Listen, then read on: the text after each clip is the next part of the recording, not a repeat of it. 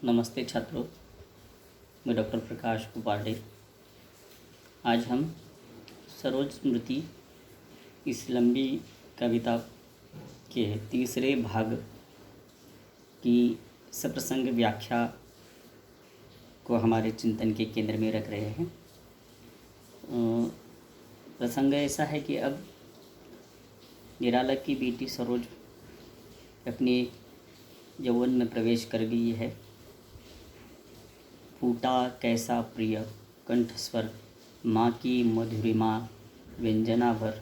माँ का मतलब निराला की पत्नी का जिस प्रकार की मीठी आवाज़ थी, ठीक वैसे ही उनकी बेटी की आवाज़ है।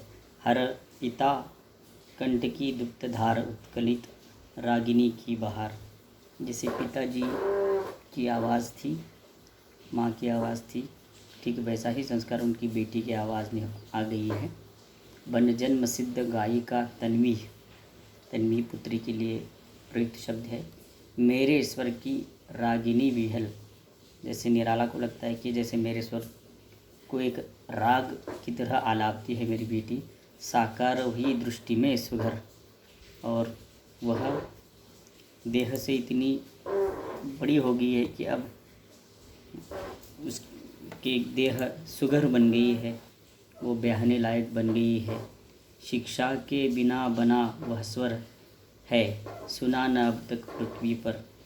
कोई भी शास्त्रीय ज्ञान लिए बगैर इतना अच्छा स्वर उसका है, इसको लेकर पिता को आश्चर्य हो रहा है। सुना न अब पृथ्वी पर, जाना बस पीक बालिका प्रथम, पल अन्य नीड़ में जब सक्षम। और एक ऐसी स्थिति बन गई है कि अब वह ब्याहने लायक हो गई है,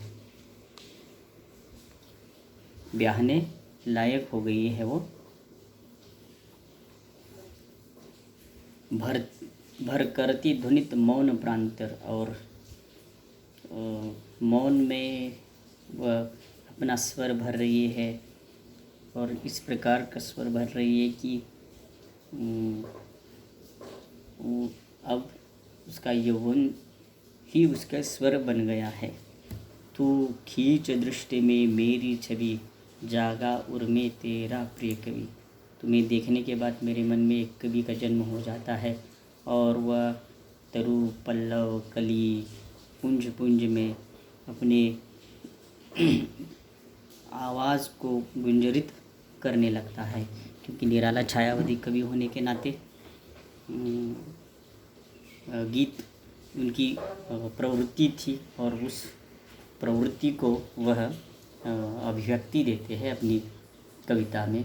बह चली एक अज्ञात बात, चूमती केश मृदु नवल गात, देखती सकल निष्पलक नयन, तू समझा मैं तेरा जीवन।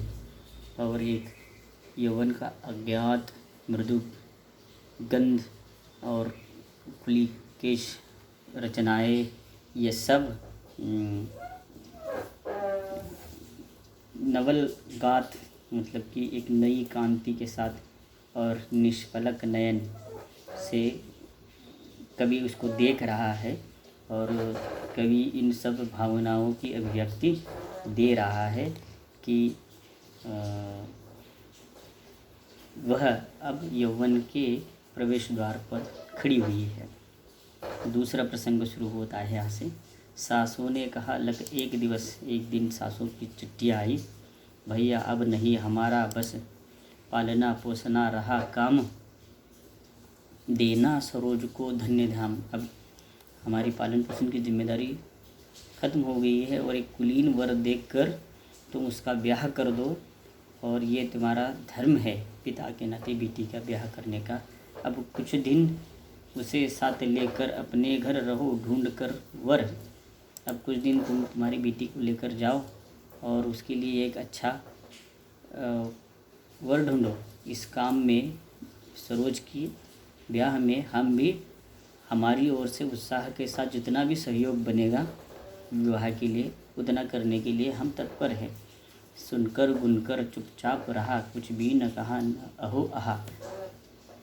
यह सब सुनने के बाद एक मौन शांति उनके जीवन में छाई कि अब क्या कहें। ले चला साथ मैं तुझे। कनक, कनक माने स्वर्ण जैसी उसकी कन्या, जो भिक्षुक लेकर स्वर्ण, जैसे एक भिखारी स्वर्ण की खनखनाती मोहरें लेकर चला जाता है, वैसे तुम्हें मैं मेरे घर लेकर आया। तुम मेरे जीवन की प्रभा थी, झलक थी, उम्मीद थी, लेकिन मैं अर्थार्जन में अबल था। सोचा मन में हत बार बार, ये कान्यकुब्ज कुलांगार। कान्यकुब्ज परिवार में निराला जन्मे थे, और कान्यकुब्ज ब्राह्मण कैसे होते हैं उसको यहाँ का है, जिस थाली में खाते हैं उसमें ही छेद कर देते हैं। तो ऐसे घर में मैं अपनी कन्या का ब्याह कैसे कराऊँ, ये एक समस्या थी निराला के सामने, जिसको यहाँ पे प्रकट करते हैं। उनके कर कन्या अर्थखेद, और अर्थखेद माने मेरी आर्थिक स्थिति इतनी अच्छी नहीं है, इस विषय वेली में विष ही फल। अब यह एक बहुत ही कठिन प्रसंग था कि दे तो कठिन अवस्था से गुजरेगी, न दे तो पिता धर्म का निर्वाह नहीं होगा। यह दग्ध मरुस्थल, इसलिए ये दाह प्रचंड ऊष्मा वाला मरुस्थल है। यहाँ कोई जल की या मरुभूमि की जल की कोई स्थिति नहीं है। फिर सोचा मेरे पूर्वजगन, जैसे पहले कि मेरे पूर्वज करते आए हैं वैसे ही मुझे लोक रीति का निर्वाह करना पड़ेगा, और इससे मुझे नहीं डरना होगा। और ये विचार कितने भी मुझे मेरे अंदर तोड़ते रहे, लेकिन इस प्राचीन परंपरा से आते हुए भारत को मैं अक्षम ही क्यों न हो, लेकिन मुझे उसको ढूंढना ही पड़ेगा। और एक विनय के साथ उन्होंने इस विचार को स्वीकारा, और अपनी सारी विपन्नता के बावजूद भी उन्होंने सोचा कि अब मुझे मेरी बेटी के ब्याह को लेकर कुछ न कुछ तो करना ही होगा। और फिर एक ऐसी स्थिति आ गई कि निराला निराश थे, हतप्रभ थे, बेटी के ब्याह को लेकर चिंताग्रस्त थे, लेकिन इसके बावजूद उनको लगता था कि अपनी बेटी का ब्याह कराना है।